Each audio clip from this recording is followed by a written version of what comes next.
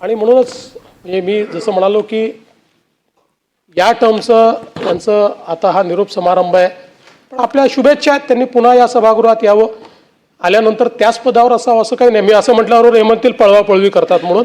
उद्धवजी, आणि मी तर आता तरी काय तुम्हाला देऊ शकत नाही, मग काय करणार? ते म्हणाले दिलं तेवढं खूप आहे आणि मी काय घेण्यासाठी आलोच नाही.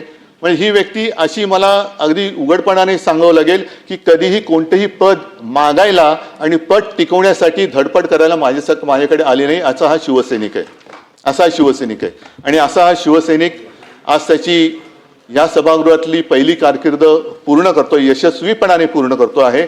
आणि मला खात्री आहे, आपण कशासाठी नुसतं पदासाठी काम करत असेल तर मग पावसाळा आहेच, उद्या कोणी कुठे कशाही मारू शकतं. मला असं वाटतं आपल्या इथले सगळे कर्मचारी, मग साधा शिपाई असेल आपले सगळे सिक्युरिटी असतील, आपले विधानमंडळातले सगळे सचिव असतील, सातत्यानं सहकार्याची भूमिका सगळ्यांनी घेतलेली, मी त्यांचं सुद्धा मनपूर्वक आभार मानतो, आपलं आभार मानतो. आणि निश्चित देवेंद्र फडणवीसांचं वाक्य देतो, मी पुन्हा येईन. धन्यवाद.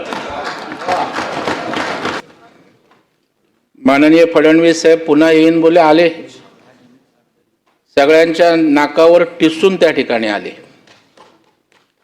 आणि ताट भरलेलं होतं. जेव्हा शिवसेना भारतीय जनता पार्टीचं दादा सरकार आलं त्यावेळेला आपलेच मुख्यमंत्री होणार होतं, आपलेच मुख्यमंत्री उपमुख्यमंत्री होणार. पण ते महाराष्ट्रातल्या जनतेनं वाढलेलं ताट कोणी त्या ठिकाणी लाठाळलं हे अख्ख्या महाराष्ट्राला त्या ठिकाणी माहीत आहे.